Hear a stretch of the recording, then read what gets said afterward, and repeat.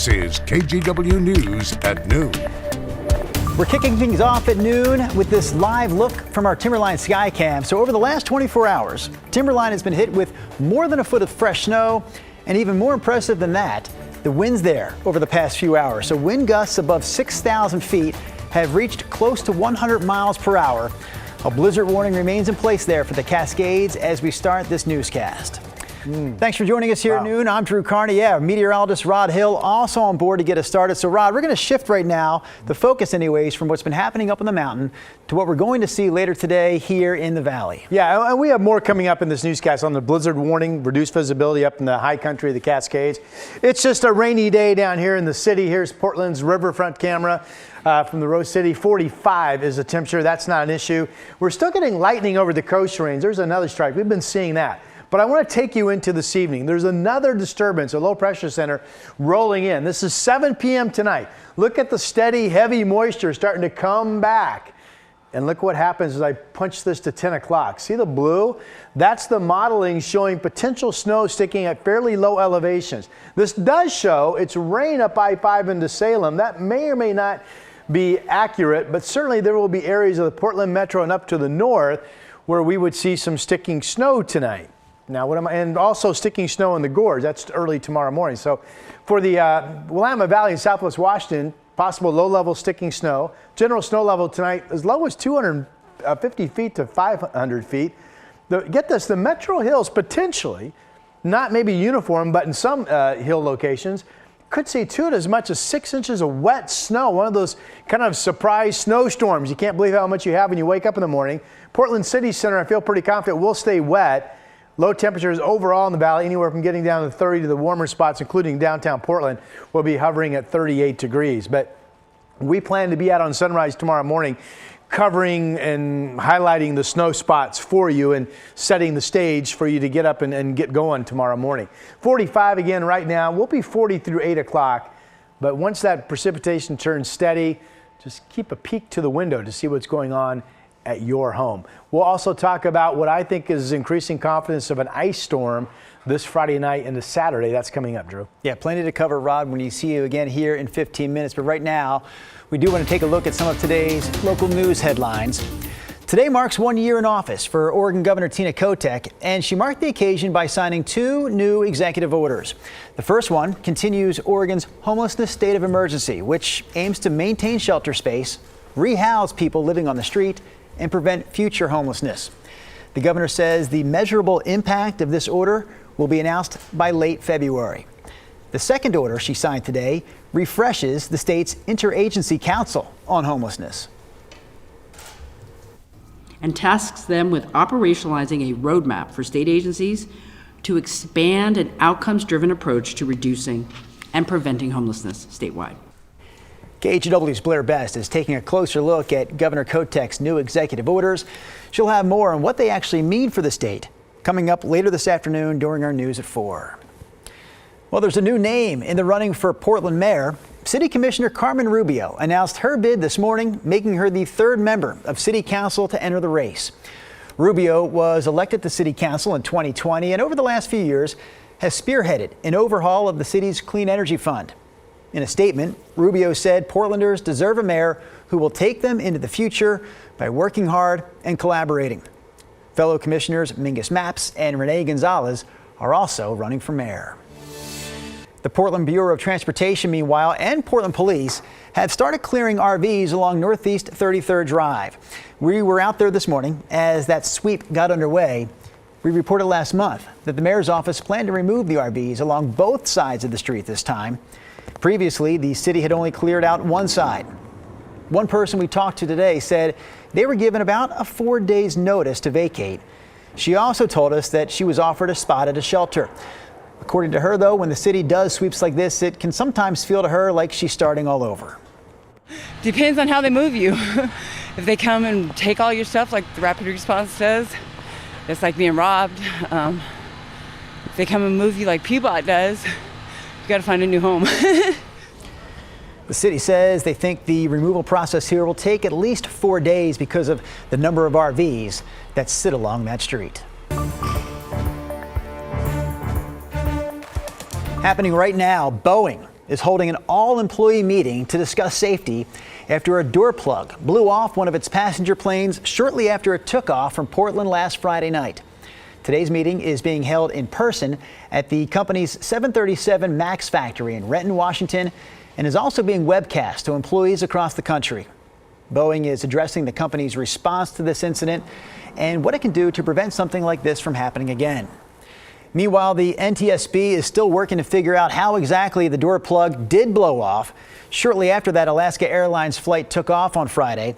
A door plug is basically a panel on the plane where an optional emergency exit could be placed. The one that blew off was found by a Portland teacher in his backyard in the Cedar Mill area.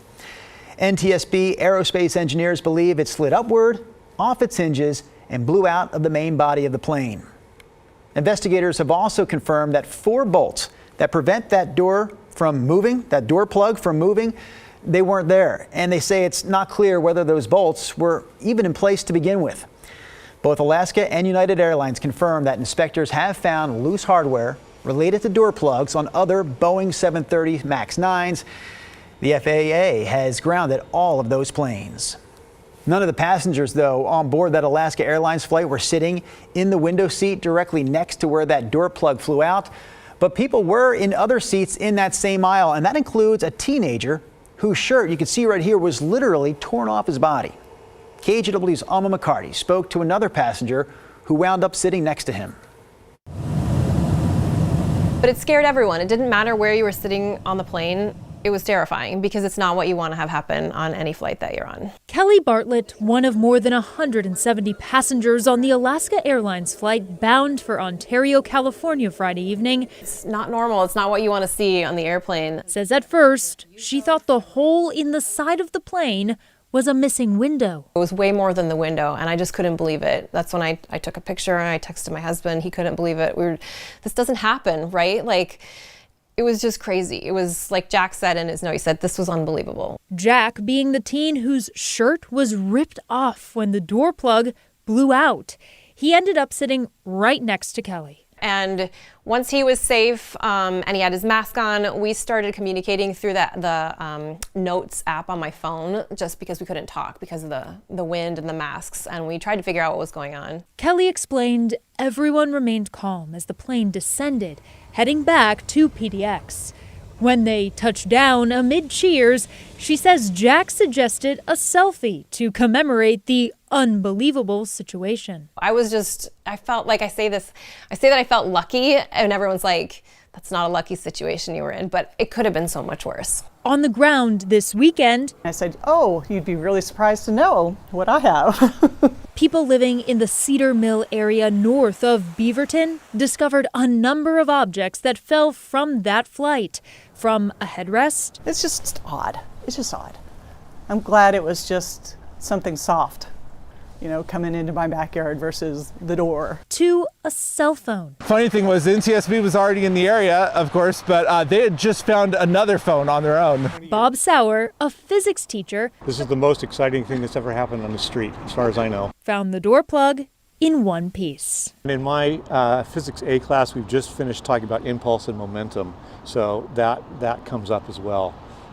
The trees acted like an airbag and made for a longer stop and a lower force. Every time the NTSB asks for help, every single time, the community pulls through. With those crucial parts now returned to investigators, questions remain about the Boeing 737 MAX 9. I'm very curious to find out what they determined the cause of it was. I hope that we get answers on what went wrong and why.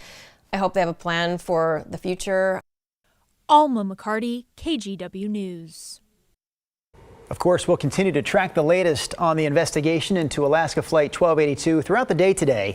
You can find updates on KGW.com and on KGW+.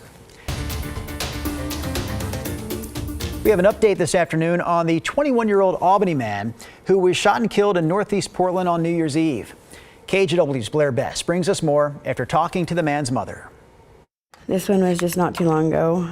This is him out fishing. Memories and old photographs is all Misty Stucky has left of her 21-year-old son, Skyler. Kind of like a my breath being taken away a little bit. He was shot and killed in Portland's East Columbia neighborhood on New Year's Eve. There's no other pain like it. No other pain like it. Police told KGW there is no update to the case, and they haven't released details on what led up to the shooting. The investigators really haven't told us much. But Misty says someone paid her son to drive 2 people to Portland that night. He apparently needed the money, and he had nothing else better to do, and he loves to help people. The shooting happened once they got to this section of Northeast Paloma Road. I don't think that his acquaintances, I don't think were very honest with them. Sure, and of course. And I think that's what caused most of it. One other person was also shot. He suffered serious injuries and has since been released from the hospital.